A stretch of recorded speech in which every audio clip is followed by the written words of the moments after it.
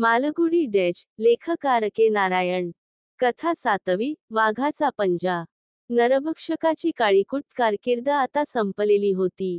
ज्या माणसांनी त्याला लोळविले होते ते आजच्या दिवसाचे हिरो झाले होते. शरद ऋतूमध्ये फुलणाऱ्या फुलांचे हार त्यांच्या गळ्यात घातलेले होते. उंचशा बैलगाडीच्या कडेवर त्यांना बसविलेले होते. त्यांची ही मिरवणूक रस्त्याने जात होती अन त्या गाडीच्या मागेच बैलांची एक उघडी गाडी होती. या गाडीत त्या वीरांची ट्रॉफी निस्तेज डोळ्यांनी. गाडीच्या प्रत्येक बाजूतून बाहेर येणारी आणि धुळीत त्याचं शेपूट लुंबत असलेलं झू होऊन होती. गावाने दिवसाची सगळी कामं थांबविली होती. स्त्रीपुरुष आणि पोरासोरांनी मुख्य रस्त्यावर गर्दी केली होती. मिरवणुकीत दाटी झाली होती आणि वाघाबद्दलच्या चर्चेला उधाण आलेले होते. मेम्पी जंगलाने घेरलेल्या त्या गावावर जवळपास 5 वर्षे वाघाने आपली दहशत बसविली होती. आम्ही हे दृश्य पाहिलं. भारावून जाऊन मिरवणुकीसोबत जाताना तो गोष्टीवेल्हाळ माणूस आमच्या पाठीवर थाप मारून तो मोठ्या आवाजात सांगू लागला, हण. भारावले न तुम्ही, पण ते धूळ तुम्ही लक्षपूर्वक पहा आणि इकडे बाजूला या, ऐका मी काय सांगतो ते. गर्दी पुढे निघून गेल्यावर त्याने आम्हाला मार्गोसा वृक्षाखाली एका खडकावर बसविले आणि त्याची हकीकत सांगायला सुरुवात केली. पूर्णविराम. एकदा मी कोप्पला मुक्कामाला होतो. मेम्पी परिसरातलं हे सगळ्यांत दुर्गम असं गाव. जगातल्या कोपऱ्यातल्या तशा निर्जन ठिकाणी माझं काय काम पडलं याचं तुम्हाला नवल वाटेल. मी सांगतो, तुम्हाला आठवत असेलच की माझ्या कामाविषयी तुम्हाला सांगितलं होतं, एका फर्टिलायझर कंपनीचा मी एजंट होतो. माझ्या आयुष्यातला तो सगळ्यांत त्रासदायक असा कालावधी होता. कंपनीच्या उत्पादनाचा प्रसार करण्यासाठी महिन्यातले 25 दिवस मला देशातल्या कोपऱ्यानं कोपऱ्यात जावं लागायचं. असंच एकदा मला कोप्पल या गावी यावं लागलं. त्याला खरं म्हणजे गावही म्हणता येत नव्हतं. भोवताली वेढलेल्या जंगलात साफसूफ करून वसलेल्या 40 घरांची 1-2 गल्ल्यांची ती वस्ती होती. गलिच्छ आणि निरुत्साही वाटावी अशी. आपल्या उत्पादनाच्या विक्रीसाठी कंपनीने हे असं गाव का निवडलं असावं हे मला समजतच नव्हतं. फक्त हे रेल्वे स्टेशनचं गाव होतं म्हणूनच त्यांना हे कळलं असावं, अन्यथा या गावाचं स्वरूप त्यांना माहीत नव्हतं. होय, इथनं काही दुर्गम भागात जाणाऱ्या रेल्वे लाईन्स होत्या, पण त्यापैकी बऱ्याच ट्रेन्स इथे थांबायच्याही नाहीत. गावाच्या वर्दळीचं हे एकमेव ठिकाण होतं. याचा कार्यभार निळ्या कपड्यातला एक पोर्टर आणि लाल, हिरवे झेंडे नेहमी बगलेत धरून वावरणारा, हिरवा फेटा घातलेल्या सुरकुतल्या चेहऱ्याच्या एका म्हाताऱ्या स्टेशन मास्तरकडे होता. या स्टेशनबद्दल मी तुम्हाला सांगतो. ती काही इमारत नव्हती. आयुष्य मर्यादा पूर्णपणे संपून गेलेला मालगाडीचा तो एक डबा होता. त्याची चाकं काढून रेल्वे लाईनच्या शेजारीच बसवून दिलेला असं ते कार्यालय होतं. त्याला 1-2 खिडक्या होत्या. त्यांतून स्टेशन मास्तर तिकीट विक्री करायचा आणि क्वचित या जंगलात कुणी प्रवासी आले तर त्यांना बोलायचा. जाड वळ असलेली एक वेल डब्याच्या प्रवेशद्वारावरून विस्तारलेली होती. मालगाडीच्या डब्याचा यापेक्षा चांगला उपयोग कुठे पाहण्यात नव्हता. नोव्हेंबरच्या एका सकाळी एका मिक्स ट्रेननं मला इथे सोडलं अन धूर सोडीत ती जंगलात निघून गेली. बगलेत झेंडे धरलेल्या स्टेशन मास्तरला मला पाहून मोठा आनंद झाला. इथे उतरणारे फारच कमी प्रवासी असायचे. त्यामुळे नवीन चेहरे पाहिले की स्टेशन मास्तरच्या आनंदाला सीमा राहायची नाही. त्याने माझ्या यजमानपदाची जबाबदारी घेतली. मला त्या मालगाडीच्या ऑफिसमध्ये घेऊन गेला, एका स्टूलावर बसविले. मला म्हणाला, थांबा हण, 1 मिनिटात मी माझं हे काम आवरतो. खाकी कागदांवर त्याने घाईने काही लिहिले अन मला घरी घेऊन आला. त्याचं घर म्हणजे दगडी बांधकामाची एक छोटी खोली, एक स्वयंपाकघर अन परस असं होतं. हा स्टेशन मास्तर इथे आपली बायको अन 7 पोरांना घेऊन राहायचा. त्याने मला जेवू घातलं. मी तयार झालो आणि त्याने माझ्यासोबत गावात जाण्यासाठी त्याच्या पोर्टरला पाठविले. गाव जवळपास मैलभर आत असं होतं. त्या 40 घरातून माझ्याशी संबंधात असलेल्या सगळ्या कास्तकारांना मी त्या गावाच्या प्रमुखाच्या घरी बोलावून घेतले. तिथे चटईवर बसून सर्वांना एक प्रकारचे भाषणच दिले. सगळ्यांनी मोठं लक्षपूर्वक ऐकलं. मी दिलेले सॅम्पल्स घेतले, त्यांच्या वापराबद्दल तपशील जाणून घेतले. आपापल्या घरांकडे परत जाताना, खतपाण्याच्या माझ्या सूचनांच्या अनुषंगाने आपापसात त्यांनी उपहासाने प्रतिक्रियाही दिल्या. अंधारू लागले, तसं मी आवरलं आणि स्टेशन मास्तरच्या घराकडे निघालो. माझा घसा दुखायला लागला होता अन मी बोललेले शब्द माझ्याच कानात घुमू लागले होते. 1-2 गाड्या यायची ती वेळ असली, तरी इथे थांबणारी गाडी दुसऱ्या दिवशी सकाळी 5:30 वाजता होती. रात्रीच्या जेवणानंतर मला लक्षात आलं, माझी निघायची वेळ झाली आहे. खोलीत आपापली अंथरुणं टाकायला सगळं कुटुंब वाट पाहू लागलेलं अन तशा स्थितीत माझं तिथं राहणं योग्य नव्हतं. सकाळी गाडी येईपर्यंत मी प्लॅटफॉर्मवर थांबतो, असं मी म्हणालो. नको, नको, हा मुलूक फार वाईट आहे, तुमच्या शहरासारखा नाही. वाघांचा वावर असलेला हा भाग. स्टेशन मास्तर म्हणाला. विशेष सवलत देऊन त्याने मला त्या स्टेशनच्या कार्यालयात झोपायला दिले. या खोलीचा अर्धा अधिक भाग एक भक्कम टेबल, खुर्ची आणि स्टूल यांनीच व्यापला होता. मी ते बाजूला ढकललं आणि कोपऱ्यात माझ्यासाठी एक जागा तयार केली. किमान 8 तासांचा वेळ होता माझ्याकडे. मी आडवा झालो. त्यांनी शब्दरात्री सगळ्या प्रकारचे आवाज, सळसळ, खडखड, गुअ असे येऊ लागले. टेलिग्राफच्या खांबांचे, रातकिड्यांचे आवाज, तसेच बांबूच्या बनांची सळसळ. मी उठलो आणि त्या लहानशा स्टेशनच्या दाराचे बोल्ट लावून घेतले अन निजलो. मला मोठं एकाकी वाटू लागलं. उष्मा वाढल्यामुळे मला काही झोप येईना. मग पुन्हा उठलो. दरवाजा अर्धवट उघडून तिथे खुर्ची व्यवस्थित ठेवून दिली, थोडी हवा यावी म्हणून. आणि पुन्हा अंथरुणावर पडलो. मला झोप लागली अन मी स्वप्नात हरवलो.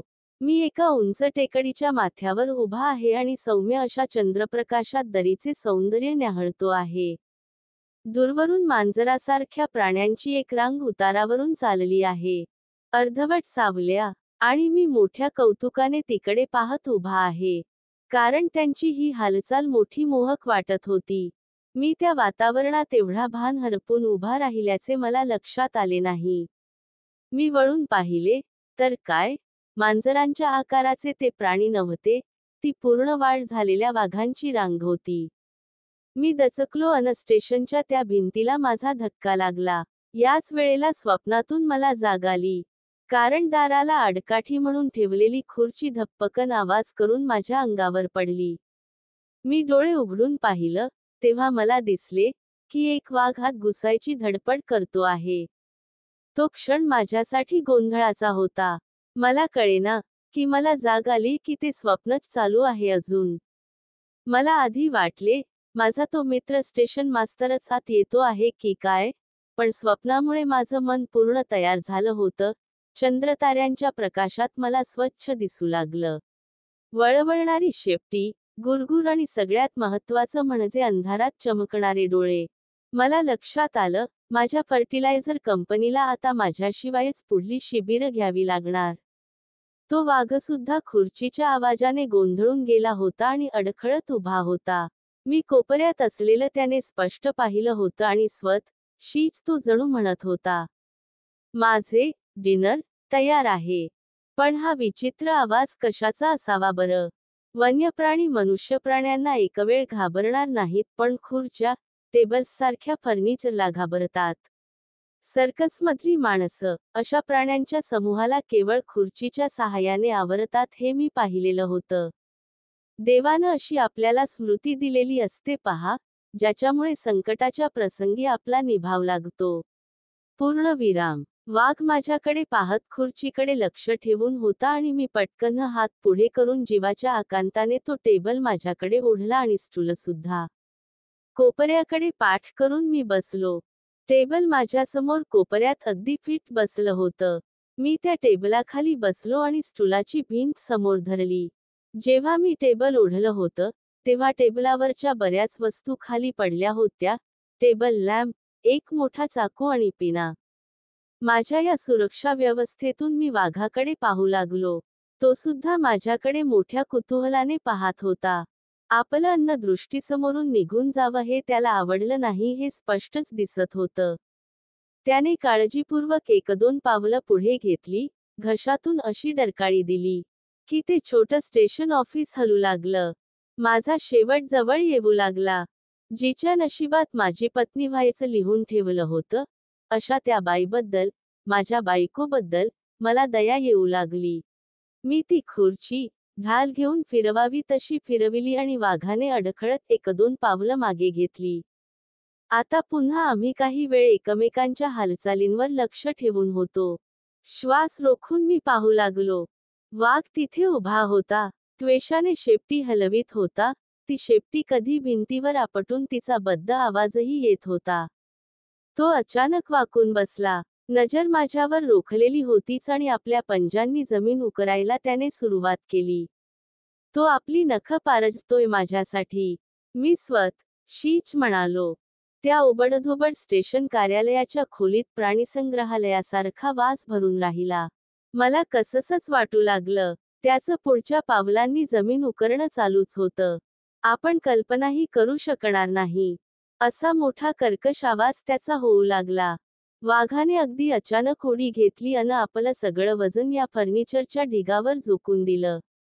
मला वाटलं, सगळ्या फर्निचरची आता काड्याच्या पेटीसारखी अवस्था होणार. पण सुदैवाने आपल्या रेल्वे खात्याने दूरदृष्टी ठेवलेली होती. त्यांनी या फर्निचरसाठी भक्कम लाकूड निवडलेलं होतं. त्यामुळे मी वाचलो. आता टेबलावर पक्ष्याप्रमाणे झुलण्याशिवाय वाघाला काही करता येईना झाले. पंजे खाली घेऊन मला तडाखे मारायचा त्याचा प्रयत्न होता. पण मी ते खुर्ची आणि स्टूलाच्या आधाराने चुकविले. टेबल पहाडासारखा वाघाला तोलून होता.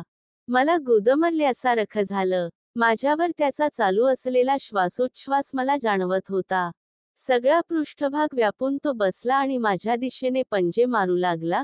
माझा एखादा लचका त्याने तोडून घेतलाही असता त्याच्यासाठी. पण सुदैवाने मी अगदी मध्यभागी बसलेलो होतो, कोणत्याही बाजूने अगदी केसाच्या अंतरावर म्हणाना. माझ्या डोक्यावर त्याचे हिंस्त्र आवाज आणि हालचाली चालूच होत्या.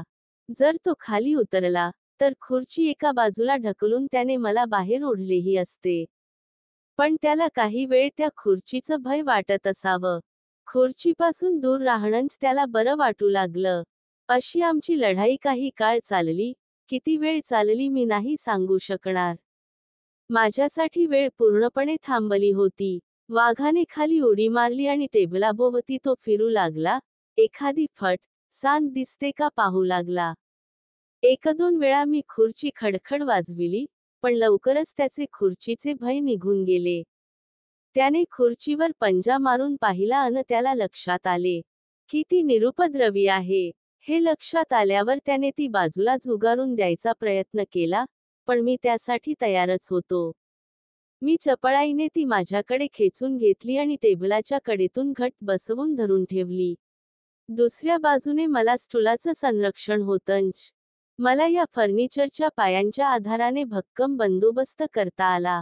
माझ्यासमोरच तो वाघ आता मागचे पाय दुमडून बसला होता. मला कसं गाठावं पाहू लागला. आता टेबल, खुर्ची अन स्टूल यामुळे तयार झालेल्या संरक्षक जागेच्या मध्यावर मी होतो आणि वाघाच्या कोणत्याही युक्त्यांना तोंड द्यायला ही जागा सज्ज होती. त्याने माझी ही सगळी व्यवस्था मोठ्या लक्षपूर्वक तऱ्हेने पाहिली. यात एक जागा त्याला दिसली आणि त्यातून वाघाने आपला पंजा आत सारला. वळलेल्या नखांचा तो पंजा माझ्या डोळ्यासमोर लटकत होता आणि ते पाहून मला भयंकर राग आला. त्याला अशा हल्ल्यासाठी मी का बरं संधी द्यावी? मी फारच संतापलो. स्टेशन मास्तरचा तो लांब असा चाकू तिथेच पडलेला होता. मी तो उचलला अन त्याच्या पंजात खुपसला. त्याने पंजा चटकन काढून घेतला आणि वेदनेने तो जणू पिसाळलाच. त्याने उडी मारली अन आता सगळी खोलीच खाली घेतो की काय असं वाटावं. तसा त्याचा धिंगाणा चालू झाला. माझ्या संरक्षण व्यवस्थेचे तुकडे करून टाकायच्या प्रयत्नाला तो लागला. त्याला यश मिळाले नाही. पुन्हा त्याने आपला पंजा आत सारला. आता मी त्या चाकूचा चांगलाच वापर करून त्याचं एक बोट कापून टाकलं, नखासहित. त्याने पुन्हा पुन्हा हल्ला केला आणि मी कबूल करतो, की त्याच्याशी लढाई संपेपर्यंत मी त्याची 3 नखं कापून टाकली होती. आता जणू आम्ही दोघंही एकमेकांच्या रक्ताचे तहानलेले झालो होतो. ती 3 नखं आता माझ्या 3ही मुलींच्या गळ्यातील सोन्याच्या कोंदणात आहेत. तुम्हाला कधी वाटलं तर तुम्ही येऊन पाहू शकता. सकाळी 5च्या सुमारास स्टेशन मास्तर आणि पोर्टर आले आणि नेहमीप्रमाणे सहज आत आले. त्यांचे पाऊल आत पडताच क्षणभरात वाघाने माझा नाद सोडून त्यांच्याकडे झेप घेतली. दोघंही मोठ्या गतीने पळाले. स्टेशन मास्तर आपल्या घरात गडप झाला आणि त्याने दार लावून घेतले. पोर्टर झपाट्याने निसटून एका झाडावर चढला. वाघ त्याच्यामागेच अर्ध्यावर गेला.